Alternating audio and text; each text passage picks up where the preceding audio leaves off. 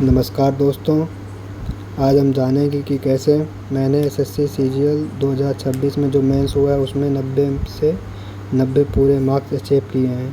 इसके लिए कुछ स्ट्रेटजी हैं और कुछ पॉइंट हैं जिसे आप फॉलो कर आप भी अच्छे मार्क्स ला सकते हैं। 81 तो आप आराम से ही ला सकते हैं। देखिए अभी ये तो उसके लिए आपको सबसे पहले अपना कोर्स कंप्लीट करना है। आप जिस भी टीचर से पढ़ रहे हैं, ऑनलाइन ऑफलाइन, आपको अपने सबसे पहले सारे चैप्टर कंप्लीट कर लेने हैं और साथ साथ उनको रिवाइज करते हुए चलना है।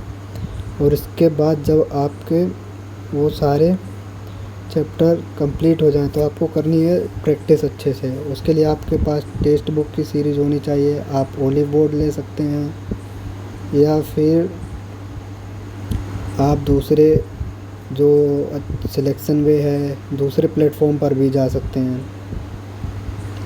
और इसके लिए आप सबसे पहले जो सीजीएल अपना सीएचएसएल, आप सीएचएसएल के पेपर लगा सकते हैं जो इतने भी प्री में हुए, एमटीएस, एनटीपीसी, आप इन सारे एग्ज़ाम के प्री के पेपर लगाएं।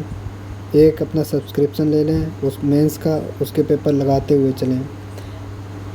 ऐसा नहीं है कि हर बार पेपर हार्ड ही आता है।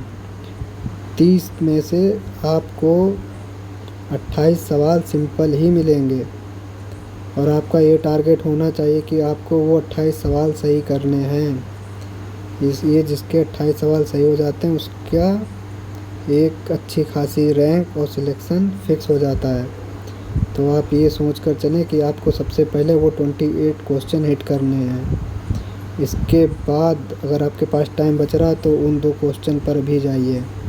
जब आप मॉक लगाएंगे आपके हार्ड सवाल आएंगे तो आपको वो 2 सवाल वहीं से मिलेंगे। 28 सवाल बहुत सिंपल होते हैं जो कि प्री में आए हुए होते हैं या सीएचएसएल प्री के ही होते हैं। बस उसके लिए आपको प्रैक्टिस करने की ज़रूरत है, तो इसलिए आप प्रैक्टिस पर ज़्यादा ध्यान दीजिए। पेपर हार्ड नहीं होता है। टीचर हम लोग पढ़ते हैं, जो टीचर होते हैं बैच ले लेते हैं और उस पर लंबे सवाल लगा रहे हैं। ऐसा कुछ नहीं होता है सीजीएल्स में। आपको बेसिक सवाल ही मिलेंगे। आप उसमें मल्टीपल लगाकर, डिवीज़न रूल लगाकर सॉल्व कर सकते हैं। इसीलिए आप पहले जो बेसिक सवाल होते हैं उनको लगाइए जो कि आपको प्रैक्टिस से ही आएंगे।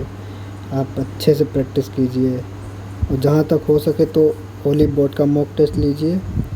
थोड़ा हार्ड होता है लेकिन उससे सवाल आपको मिल जाएंगे, अच्छा खासा होता है वो। और उससे आपको सिंपल, हार्ड, और आपके पास जो भी बुक है मैथ की, पिनेकल या किसी टीचर की, उसको आप बार बार लगाइए और उससे अपने कॉन्सेप्ट क्लियर कीजिए और एक मॉक लगाइए। मॉक का एनालिसिस बहुत ज़रूरी है। आप मॉक लगाएं और उसका एनालिसिस करें सबसे है। और एक कॉपी अलग रखिए। अगर आप एक मॉक लगाते हैं, जैसे पहले दिन मॉक लगाए 30 क्वेश्चन है, आपसे 10 गलत हुए, उस 10 क्वेश्चन का डाटा आपके पास होना चाहिए और वो आप पेपर वाले दिन तक भी रिवीजन करेंगे। इसीलिए मेंस के लिए आपके लिए सबसे पहले स्टैटिक का एक क्वेश्चन आता ही आता है।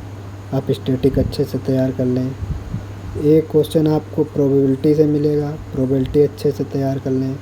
प्रोबेबिलिटी आप कहीं से भी ना पढ़ें, ना किसी टीचर से। अगर आपने 12th में या और 11th में प्रोबेबिलिटी पढ़ी है तो आप मॉक लगाते लगाते उसे समझ जाएंगे।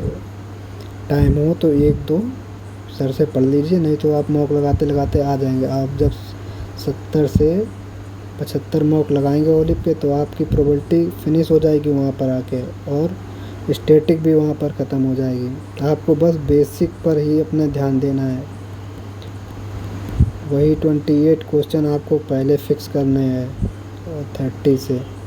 जब आपके 28 करेक्ट कर लोगे तो आपको इतना अच्छा फील होने लगेगा कि आप वो जो बचे हुए जो 2 क्वेश्चन हैं आप उनको भी टैकल कर सकोगे। यही है स्ट्रेटजी। इधर उधर ना भागें, ना कोर्स लें। सबसे अच्छा तरीका यही है कि एक अपना टेक्स्ट बुक ले लें और जितना हो सके उतने पेपर लगाएं। धन्यवाद। अगर आपको जीएस या किसी और की चीज़ के बारे में जानना है तो आप हमें कमेंट सेक्शन कर सकते हैं, हम आपको बताते रहेंगे, गाइड करते रहेंगे। Thank you.